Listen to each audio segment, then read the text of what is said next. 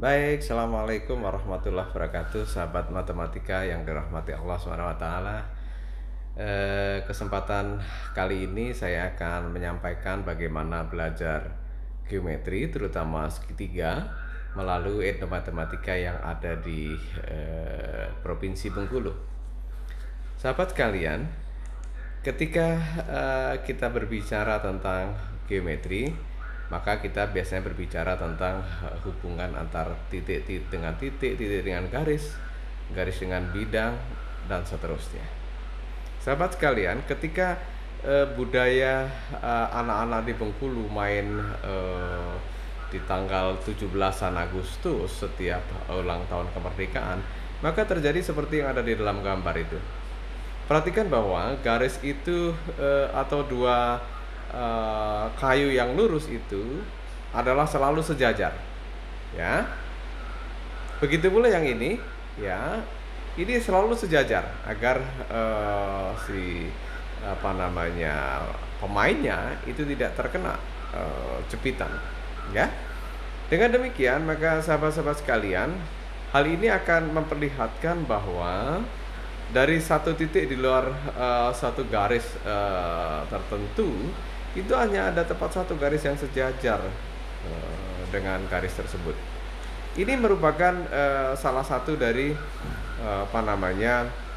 budaya yang memperlihatkan kesejajaran dua garis. Ini merupakan kesejajaran yang ada dalam geometri Euclid. Itu sahabat-sahabat sekalian. Namun ketika kita berbicara dengan secara strukturalistik, maka kita bisa tuliskan bahwa ketika ada satu garis G dan kita ambil satu titik P di luar garis G, maka ada tepat satu garis yang sejajar dengan G, katakanlah G aksen, ya. Maka ini akan ketika kita tarik garis yang tegak lurus, maka antara yang memotong dengan dengan garis G dan yang memotong dengan garis G aksen itu akan membentuk sudut siku. Itu sahabat matematika, dan ini yang sering disebut dengan kesejajaran Euclid, ya, dalam geometri Euclid, ya. Lain halnya dengan ketika kita melihat seperti yang pernah saya sampaikan dalam video saya. Ini adalah sebuah alat tangkap ikan yang sering disebut dengan bubu.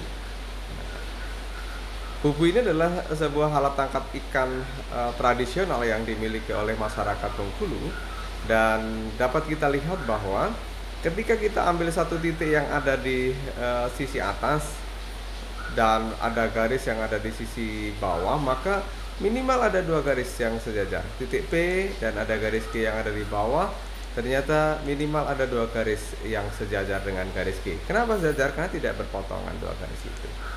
Dan ini merupakan salah satu dari postulat yang ada dalam geometri Lobachevsky. Ini sering disebut dengan postulat kesejajaran Lobachevsky. Ini seperti ini sahabat-sahabat sekalian. Dari melalui titik P di luar garis G ada minimal dua garis yang sejajar dengan garis G, yaitu G1 dan G2. Ini disebut dengan postulat kesejajaran Lobachevsky. Namun bagaimana ketika kita berbicara tentang misal ya di bumi, dan saya mencoba miniatur dari bumi dengan menggunakan jeruk, ya, jeruk yang besar, sering disebut dengan jeruk Bali. Perhatikan baik-baik dari jeruk itu, ya sahabat sekalian. Maka ketika kita lihat anak-anak, ya, setelah makan atau mengupas kulit jeruk Bali yang besar itu, maka digunakan untuk mainan, ya, dan mainannya itu akan kita lihat itu bentuknya seperti itu, ya. Bentuknya adalah segitiga, ya. Segitiga yang terbentuk akan menjadi seperti ini, sahabat-sahabat sekalian. Dan ini ternyata ketika kita ukur dan kita berikan titik-titik sudutnya adalah titik sudut A, B, dan C, maka ternyata sudut A, ukuran sudut A ditambah dengan ukuran sudut B dan ukuran sudut C ternyata lebih dari 180 derajat. Nah, ini sahabat-sahabat sekalian, ya. Lain halnya dengan ketika kita bertemu dengan kue lupis, dan di Bengkulu ini adalah merupakan salah satu makanan tradisional yang ada di Bengkulu, yaitu kue lupis. Nah, ketika kue lupis ini kita lihat ya, bentuknya adalah seperti segitiga, dan kita ambil kelilingnya, maka akan membentuk sebuah segitiga yang merah ini. Nah, ini. Dengan demikian, segitiga yang merah itu ketika kita ukur dari besar sudut A ditambah besar sudut B dan besar sudut C, maka ternyata ketika kita ukur ini hasilnya adalah M sudut A, atau ukuran sudut A ditambah ukuran sudut B ditambah ukuran sudut C, ini justru kurang dari 180 derajat. Ini sahabat-sahabat sekalian. Jadi ini hanya berada di geometri Lobachevsky. Nah, sekarang bagaimana ketika kebiasaan masyarakat Bengkulu ketika akan ada pesta pernikahan, maka melipat tisu seperti yang ada dalam gambar ini. Salah satu tisu yang dilipat adalah seperti ini. Dia dilipat di A, dilipat di B, dilipat di C, dan ternyata ketika itu kita gunting masing-masing di bagian sudut-sudutnya, dan itu kita bentuk dalam bangun baru, ternyata besar sudut A ditambah besar sudut B dan ditambah dengan besar sudut C itu membentuk sebuah garis lurus. Ini menandakan bahwa besar sudut A ditambah besar sudut B ditambah besar sudut C ini sama dengan 180 derajat. Oleh karena itu, maka ada tiga jenis ya di dalam kita mengukur sudut dalam segitiga itu. Ternyata ini terbangun di dalam tiga struktur geometri.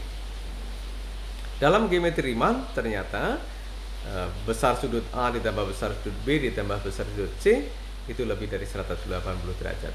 Ketika kita berbicara di geometrinya Lobachevsky, maka besar sudut A ditambah besar sudut B ditambah besar sudut C pada suatu segitiga adalah kurang dari 180 derajat.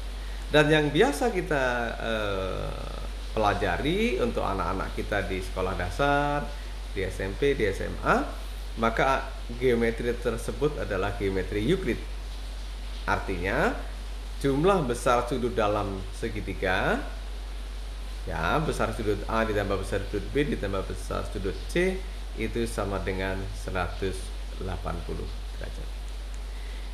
Itu sahabat-sahabat sekalian yang dirahmati Allah Subhanahu wa taala, yang bisa saya sampaikan bagaimana kita bisa membedakan struktur yang ada dalam geometri Euclid, geometri Riemann dan geometri Lobachevsky. Ini terkhusus hanya pada ukuran sudut dalam segitiga, belum pada sifat-sifat yang lainnya. Untuk sifat-sifat yang lainnya, apabila memang sahabat-sahabat sekalian menginginkan atau merequest untuk lanjutan, tentu saya tidak keberatan untuk menyampaikan pada video selanjutnya. Bagi yang belum subscribe, silahkan subscribe, komen, boleh bertanya, boleh memberikan request atau mengajukan request ya. Dan mohon ketika memang teman-teman berkehendak atau mau untuk share, silahkan ya. Mudah-mudahan teman-teman bisa puas di dalam mempelajari apa yang saya sampaikan pada hari ini. Demikian saja, mohon maaf apabila ada hal yang tidak berkenan. Assalamualaikum warahmatullahi wabarakatuh.